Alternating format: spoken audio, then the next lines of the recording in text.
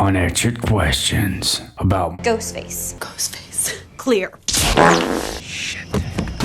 Be very afraid. How did Jill or Charlie get access to Sidney's rental vehicle? And I cut people, not deals. whose blood was that, along with the other planted evidence? What sparked this question is that Sidney didn't even arrive to Woodsboro until the morning after Marnie and Jenny are killed. She comes in with Rebecca in the rental, and Rebecca most likely handles all of Sidney's affairs when it comes to the book tour, managing dates, venues, logistics, travel. So I'm having a hard time pinpointing when this is physically able to do. The opening kills weren't exactly a quick cat and mouse stabby game. They took quite some time to do. For instance, we get a little bit of context of the opening scene when Charlie shows Sidney footage of Marnie's death, which we never get to see. So Charlie had to sneak into the house and wait for the right moment. And judging by the angle of it, the camera is planted in front of them rather than the POV shot that you see in Jill's mask later on in the film.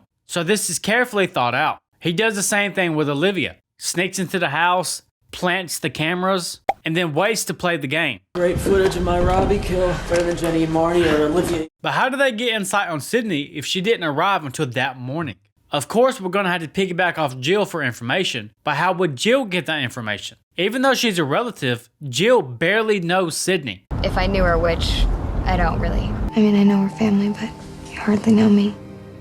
And the police station scene is the first reconnection in quite some time. Hey, Jill. Sydney. Hi. Hi. It's nice to see you even under the circumstances. So Sidney wasn't staying at Kate's. The Prescott house is most certainly not hers anymore. I imagine by now that Neil has passed on and they have different ownership. Some other family lives in there now. So when and where did this take place? How exactly did Jill and Charlie know where Sidney was staying, get access to a rental car they had no connection to, unlock it, and plant very specific evidence, blood-soaked pages of her book, a ghost face mask, a bloody knife, and a phone taken straight from the crime scene? All after spending them hours staging the cameras and killing Marnie and Jenny. All before the early morning before they had to go to school. I mean, the timing is insane. Is that Marnie's blood? Is that Jenny's blood? I mean, the move itself is smart. Planting that evidence so Sidney can't leave Woodsboro. It's pretty genius. But the logistics don't add up unless Jill had eyes on Sidney before she ever even stepped back into town. And that would add another layer of Jill, which opens an entirely new door about Jill and how dark and sinister her motive was. I cut people, not deals. Did Jenny get killed because she was the other woman that Trevor cheated with? And I'll survive. I always do. if that was the motive to kill Jenny, what was the motive to kill Marnie? This is one of the most interesting and complex answers I've had to dive in with this film, simply because of the obscene amount of Scream 4 releases there are. Now, as always, the 10 Things series, we don't break the fourth wall. Deleted scenes don't count. Script ideas that got changed, none of that doesn't count. If it doesn't make it into the final cut, not canon. And we have to find answers in universe. But Scream 4 makes that extremely hard to do, because if you think that Scream 3 was a mess, woo! It does not hold a candle to the flame of Scream 4. Because when I watched Scream 4 to do preparation on this video, I noticed some odd changes I don't remember. Now, normally you would have two releases of this film. You would have the theatrical cut, which is your standardized, most popular, and you would have the pay-per-view cut, which is kind of like an alternate cut in the UK release and all of that. It's basically an alternate cut of the film with extended scenes, alternate scenes, redubbed lines, additional lines, etc. But when I watched this on streaming, the newest streaming version of this film is different from both of them because it's a mixture of the two. And I was so confused because I don't consider deleted scenes canon. They delete deleted scenes for a reason. But when there's 10 different versions of this film released, it makes my job here a little fucked. You know what I'm saying? And this does pertain to my question, because depending on which version you watch, it gives more context about Jill, Trevor, and the other woman. Because upon my research, Olivia has 3 different dialogues in each one of these versions. So what the fuck? Why is Jenny Randall calling me? Ooh, the other woman. Hello? Why is Jenny Randall calling me? I cannot stand him. Hello? Why is Jenny Randall calling me? Hello? The overseas censored version, like in Italy and the Philippines, which cuts out all major gore, most deaths, It filters out most of the language. It's basically a cleaned up version for a TV showing.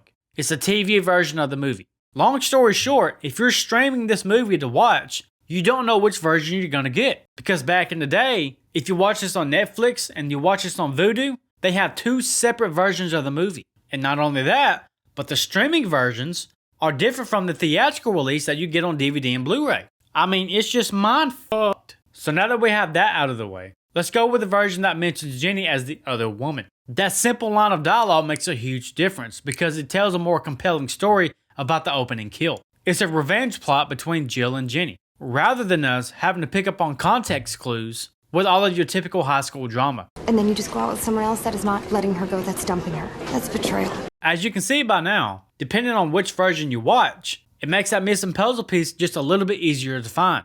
And what really puts the nail in the coffin is at the very end, when Jill finally reveals that Trevor did cheat and shoots him in the dick. I am not the girl you cheat on. Damn, Trevor, that's a fate worse than death. Jenny also mentions in the opening that Trevor might be the one pranking them. Is this Trevor? Do I sound like a Trevor to you? So Trevor calling up the dumb blonde with the big tits, he obviously has an end goal. You know what I mean? I have a 4.0 GPA and 135 IQ, asshole. Oops, my bad. But now that we know the motive of Jenny's death, what was the motive of Marnie's death? Wrong place, wrong time? I've tried multiple times to try to explain why she got gutted like a fish too, but I think she's just collateral damage. She was just a piece of production value for that film that Jill and Charlie was filming. I do wish we got more context of Marnie, because the opening of Scream movies is already iconic as it is. It's about as iconic as you can get. With that being said, Scream 4 is by far my least favorite, because as I stated before, depending on which version you watch, this can either mean revenge for Jill, or just some dumb blondes getting killed for no apparent reason. And I hate that as a Scream reveal, because every opening up to this point meant something to the story. Scream 1, Casey Becker used to date Stu. The boyfriend has to go too. Scream 2, Mickey is filming his murders, trying to recreate the original Woodsboro murders with matching names. Scream 3, Cotton Weary. His past and importance as a character is self-explanatory. And then there's Scream 4, Fake Out after Fake Out, with a character named Marnie who has absolutely no context in the film, who's just there to die. And then there's Jenny, who may or may not be Trevor's side chick, depending on what you can put together, judged by which version of the film you watch, because the context is different. In one version, she's the other woman. In the other version, the subtext doesn't even exist. So tell me, what's your headcanon? I would love to know your thoughts on this. Looks like another club banger, they better. Who was it that led the cops to a wild goose chase during Olivia's attack? This is the biggest issue I have with the entire film, is Olivia's death. Now, the incompetence of these cops is a subject we're going to get into very soon in number 6, I promise you. But something doesn't add up here, and I don't know if it's on purpose or not. During Olivia's death, there are some things that we know for certain. Number 1, Charlie had to be hiding in her closet way before she got home. So we can put Charlie in Olivia's closet with Olivia in her room. We can put Jill with Kirby in Jill's room.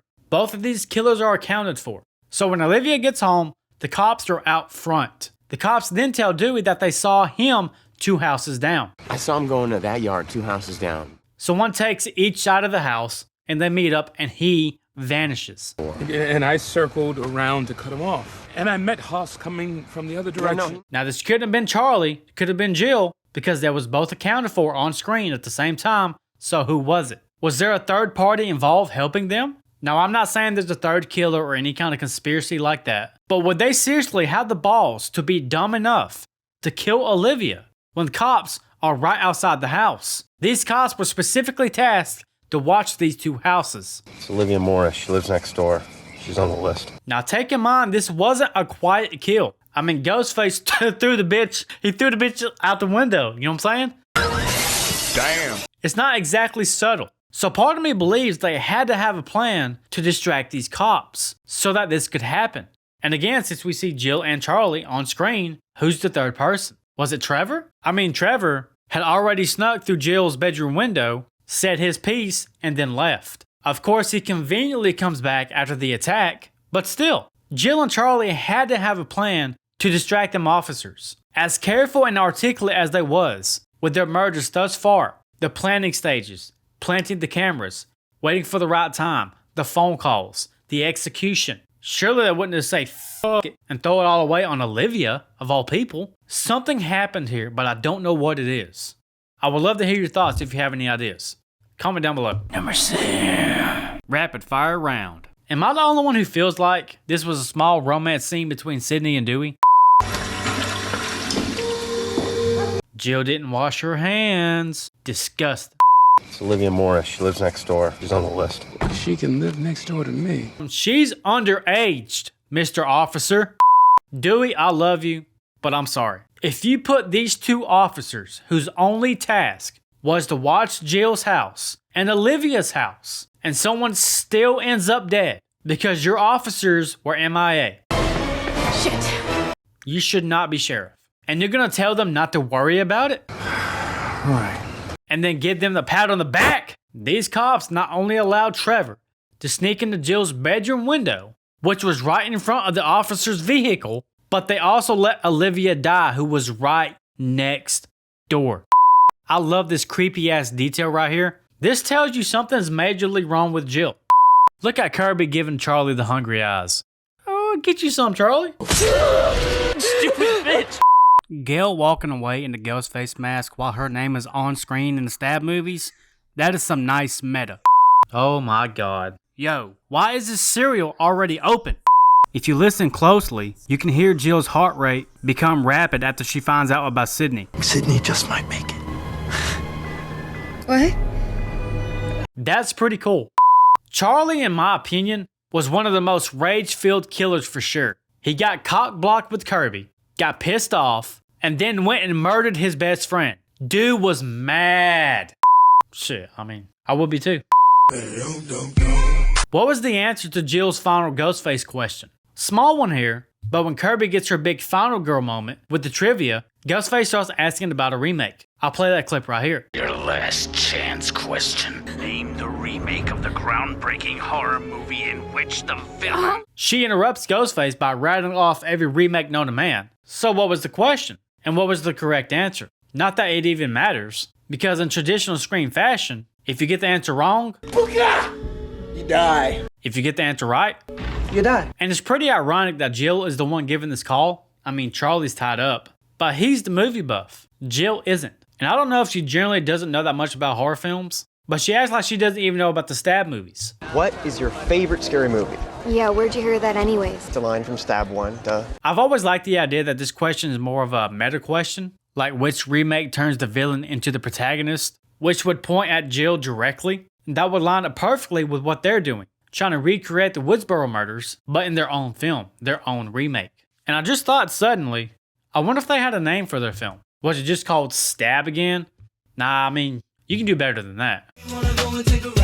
Where is Sidney Daughter's Tatum during this? Here's a new wave that's pissed people off. But with the announcement of Scream 7, Tatum has been confirmed to be around 17 years old. And this is wild because even if there's a time jump between Scream 6 and Scream 7, it doesn't really matter how much of a time jump that is. Tatum had been born before the events of Scream 4. There's two scenarios. Scenario number 1. If Tatum is 17 years old and she had Tatum after Scream 4, and Scream 4 takes place in 2011 for sure, like has been confirmed right here, I've heard a lot of theories about this. One theory is that Sidney's pregnant during Scream 4. Problem with that is Sidney got stabbed twice in the stomach. She would need weeks, if not months to heal at minimum. Scream 4 celebrates the anniversary of the Woodsboro murders, so this movie has to take place in September. Stab wound or not, a baby needs 9 months to develop. That's almost a whole year in itself. If that's the case, at minimum, Tatum would have been born mid-2012. But due to Sidney being stabbed in the stomach twice, we have to add in the weeks of recovery. So maybe even late 2012, early 2013. But surely there's not going to be a 7-year gap between the events of Scream 6 and Scream 7. That wouldn't be realistic. But that has to be the case since Tatum is 17 years old. Scenario number 2. The more logical approach will be if Tatum is pre-Scream 4, and everyone's raving about Sidney didn't have kids in the events of Scream 4. How do we know that? There was no evidence to prove or disprove the theory that Sidney might or might not have kids. Matter of fact, I'll play this clip right here. What I do is I try not to think about me. I have people I care about. I focus on them. We only see Sidney in the span of one weekend. That's not enough context to try to pinpoint anything. And we can only assume Scream 7 might explain this. But hell, they might not explain shit. I know in Scream 5 we saw some of Sidney's kids. But if she has a 17-year-old daughter, well, that changes things. That means we gotta go back in the past to Scream 4. How the fuck was Jill's plan ever gonna work? And Your death'll make your mother seem peaceful. how did Charlie not see the betrayal coming? Believe it or not, Scream 4 has one of the most shocking reveals to me that I have ever experienced. Don't ask me why. I don't know if it's because I was young, but when I watched Scream 5 and I watched Scream 6, before I even got halfway into the movie, I guessed the killers. Buzzkill. I mean, I like the films. I just saw the reveal coming a mile away. Jill surprised me. I don't know why, but she blew my socks off.